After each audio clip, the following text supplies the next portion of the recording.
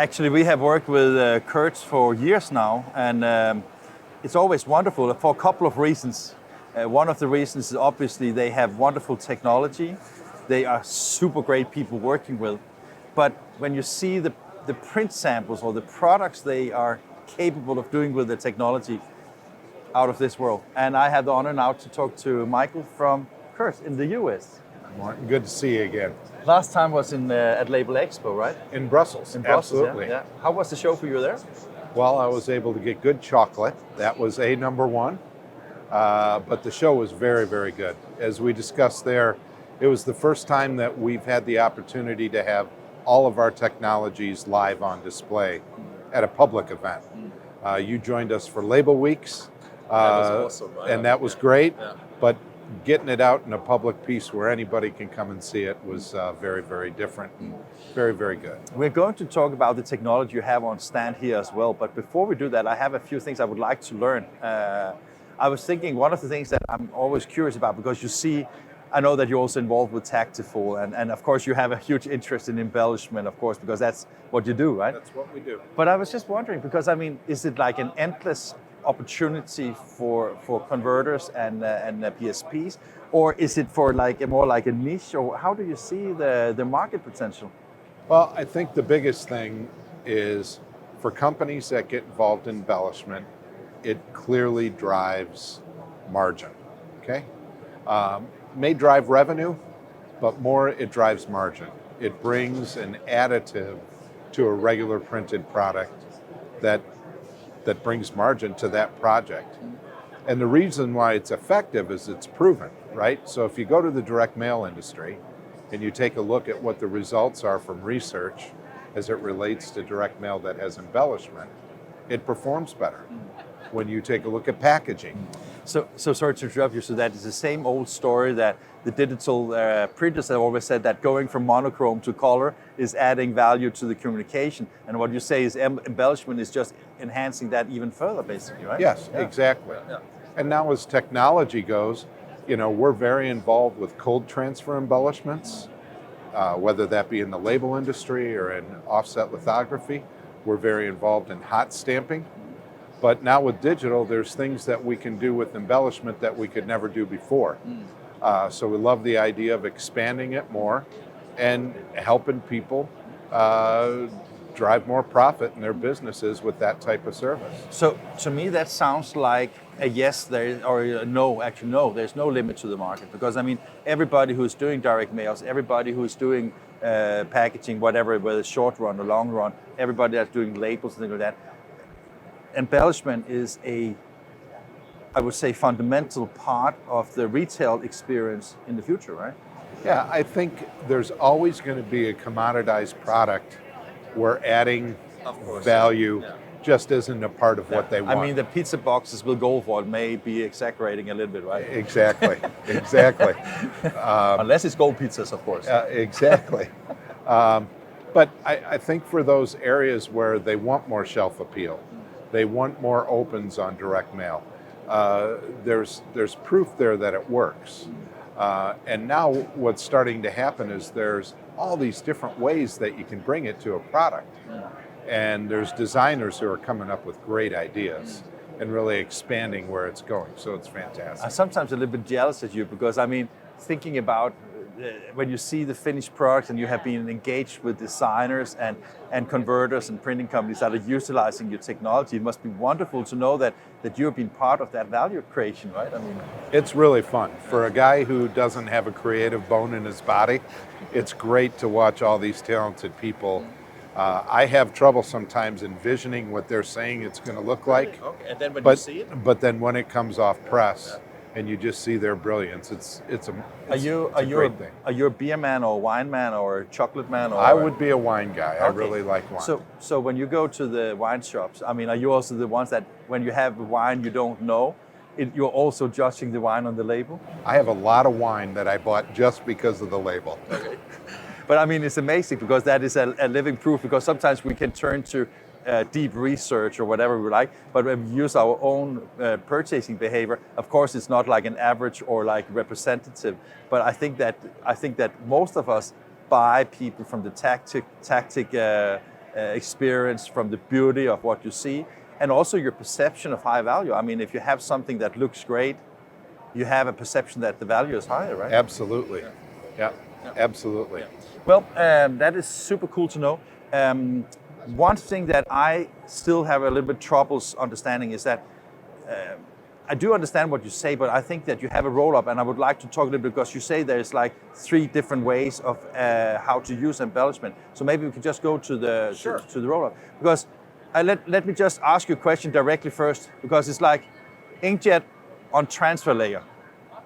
That is like printing a label directly with embellishment, right? It is. So it's the technology that we will see in a second over here. In just a second. Yeah. But what we're doing, and you can just tell by this image, is we're actually inkjet printing on the back of the transfer foil. So whatever you would like the image to be on your final substrate, we're printing that in advance on the back of the transfer foil. So it's a great technology. The real benefit to it is it expands the range of substrates you can work with. Because it's on the transfer layer you print it. Exactly. Yeah. Everything from a shrink film all the way to a uncoated wine label, and every kind of label in between. And we're also introducing this technology in sheet fed now as well. Okay, so that is like pretty cool, because I mean, tell me some. I mean, you gave some examples. So a label could be a typical application for this technology, for example. Yeah. Absolutely. Mm-hmm. And then we have the inkjet on substrate. Here you basically do the opposite, right? Here you print on the substrate rather than doing on the transfer, right? Exactly. And the advantage of that, since we're printing on the substrate, we can actually print higher micron levels. So you have the raised tactile that we just spoke about before, right? Okay. So to get that tactile feel, to get that raised multi-level image, the way we achieve that is by printing on the substrate itself. The third technology is transfer on toner, where we use a basic toner printing device, and whatever image is printed, that's what's going to be metallized. But we always have the opportunity then to go back to that device and print CMYK as an overprint over everything. So that is like, you could use that if for comparison, it could be like a cold foil where you have let's say a silver, and then you can have like overprint with to get the different shades of the metallic color. It's common that a commercial printer who has cold transfer capabilities on a large offset litho press would have technology like this as a proofing device, because they can show a customer exactly what it looks like in more of a one-up format. This is what it's going to look like when they go live to press, but they don't have to burn a bunch of plates to get that first piece off. What I like about this explanation, it is quite simple to understand, but still, it's like, if I wanted to go into work with embellishment in my printing company, what technology should I use?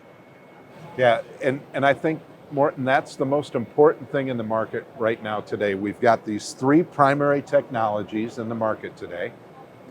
Each one of them has a fairly major limitation though. So it becomes critical to identify which fits your business first.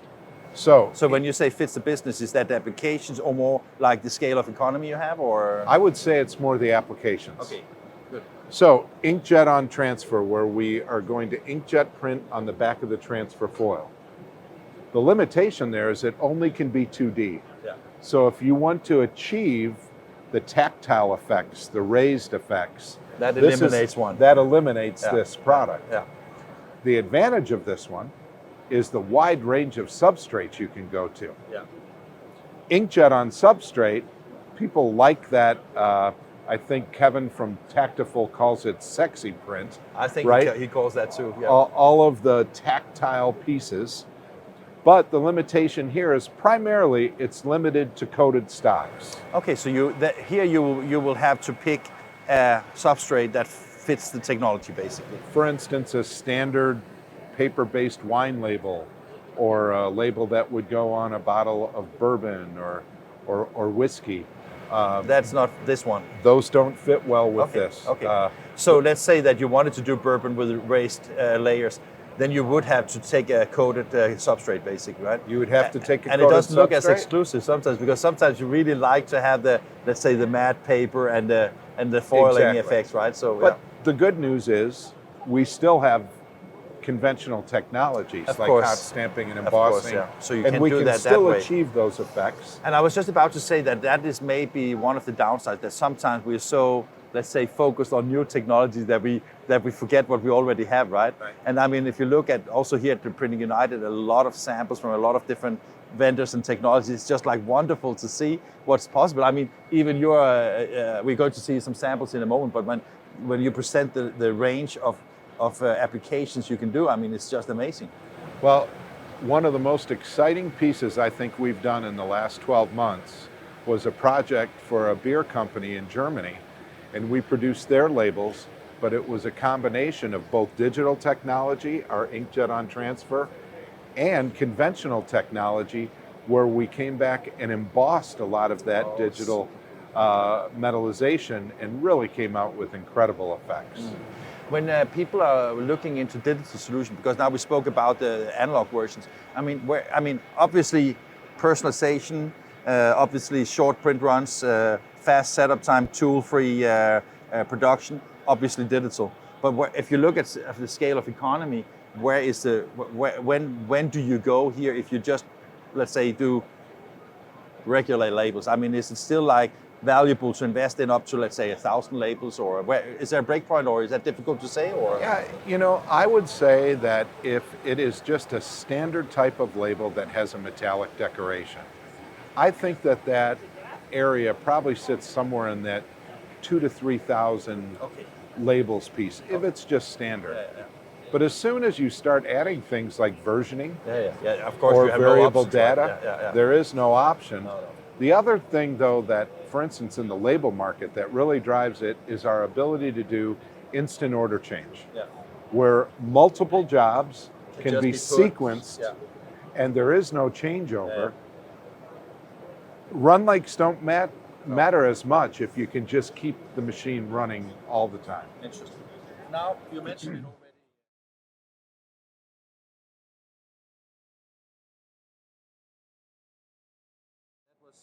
This one, right? Yes, the inkjet on transfer. So,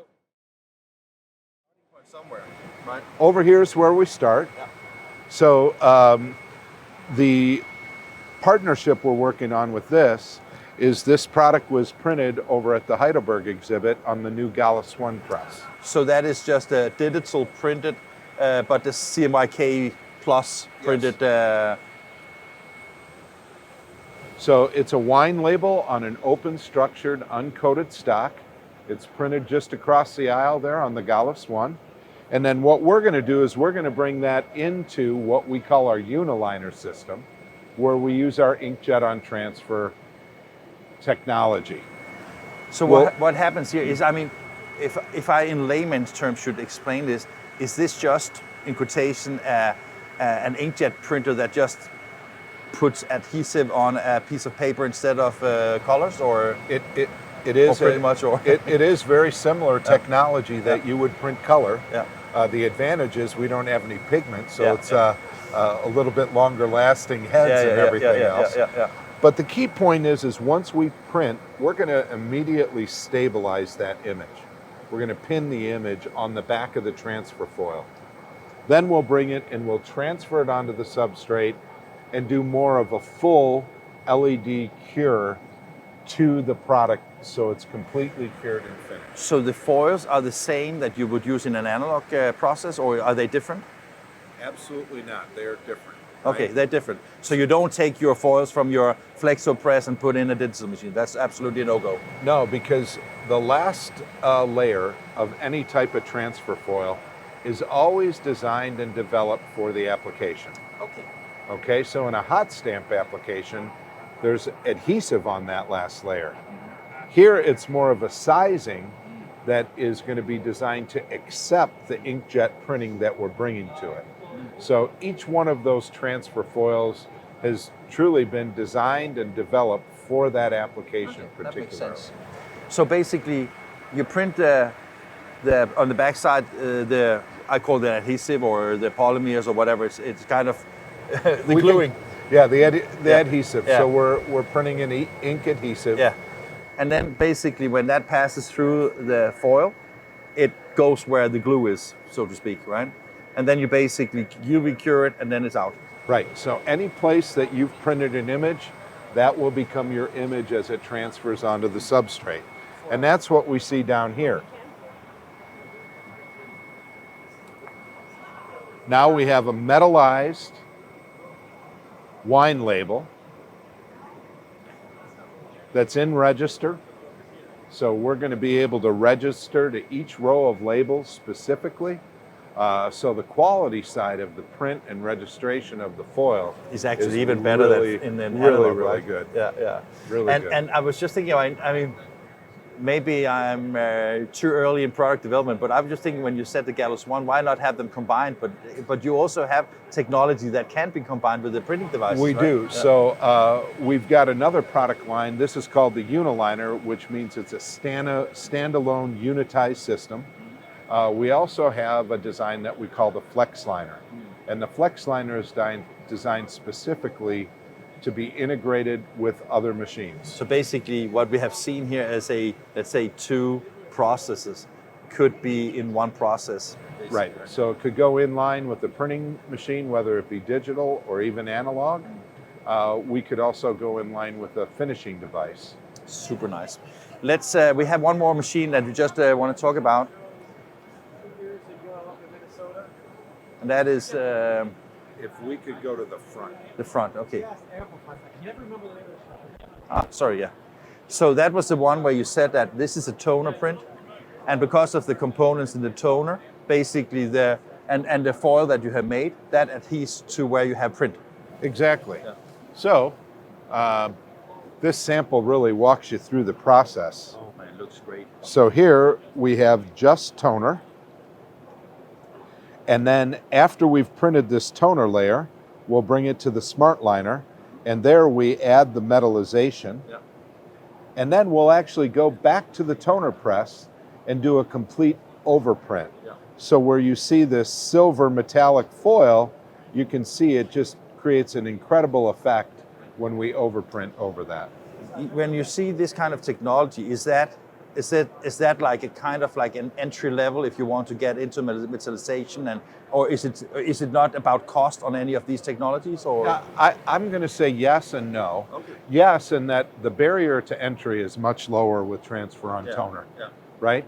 So for under $100,000, a company can get into this technology, and they usually own a toner press already. Yeah, precisely. So they have Right? they have quite a lot of the technology required. Exactly. Yeah, So yeah. they can take a toner press and kind of turn it into a digital embellishment powerhouse just with those two things together. Not necessarily, though, is it always low level in regards to the quality, because as you can see, No, that looked awesome. it's not an entry level quality No, piece. but I think it's like wrong to have the perception that low entry level is bad quality. It's more like sometimes you have more manual processes, or you utilize equipment you already have, or it builds different applications to what you're doing. That was my intention to ask that way around, I would say. You know, at Label Expo in Europe, we introduced a new partnership with Zycon. Okay. Oh yeah, I remember. Yeah. And they use their new Titan toner technology, where they've made it all a single pass operation with transfer on toner. Today in the sheet fed market, the negative is this is a 3-step process. You have to print the black toner, then we metallize, Yeah, and then back then to we the have printer. to come back for the Yeah. CMYK. But So that's probably an okay trade-off, because what you get is also that you could use it for like something that looks so great without spending too much millions, Exactly. right? Yeah.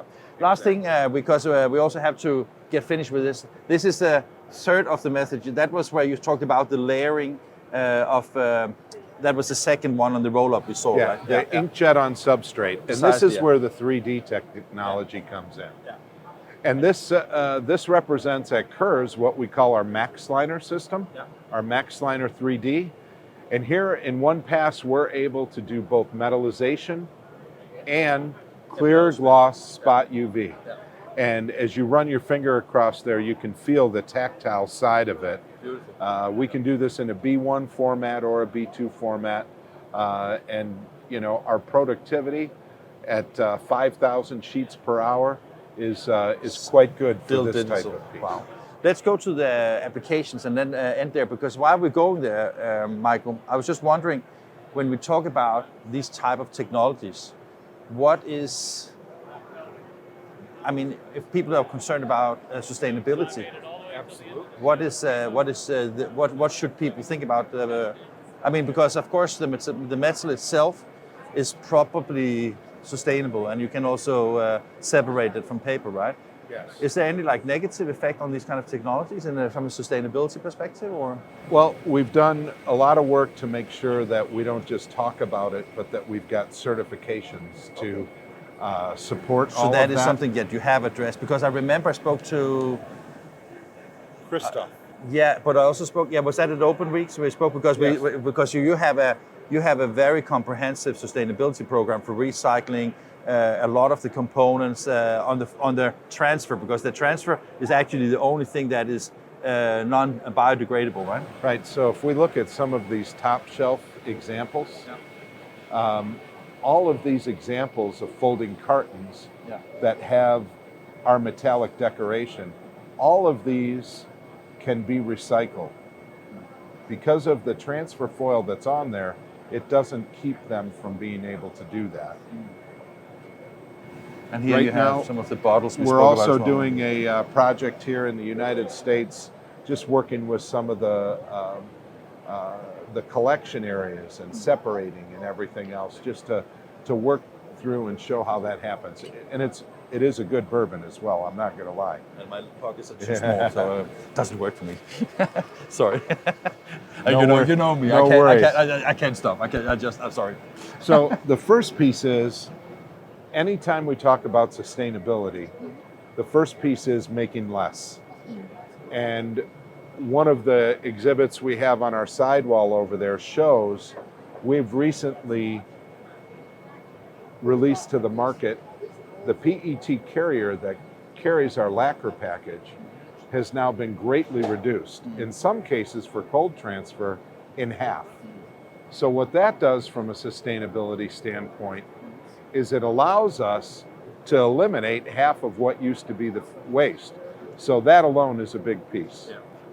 The next piece then is, once we put that lacquer package onto a product, can it still be recycled? And the answer to that is absolutely yes.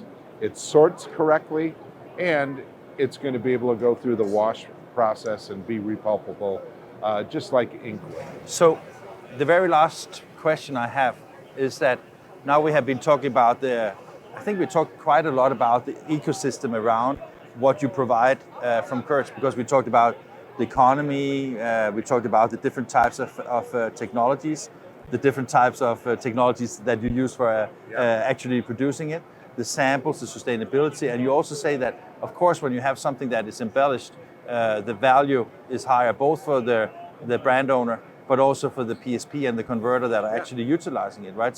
So you sell one for every American printer from today, or?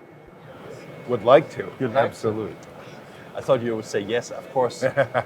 Well, but it was great getting this learning experience under all circumstances, Michael. And I think that what KURZ is doing here is wonderful. I think it's exciting to learn how embellishment is actually potentially supporting the PSPs that understand the value creation that you do with this technology. I think that's the biggest message we have to deliver, is we want to help them be more profitable. That's what we want to do. Yeah. I mean, it's, sometimes you can say that it sounds maybe a little bit like, yeah. But on the other hand, it's like, if they don't get profitable buying your technology, you cannot sell more technology. So there's a logic to that incentive from both sides, basically. It really is. It's a win-win for everyone. Yeah, precisely. Michael, wonderful. Thanks, Martin. Thank you.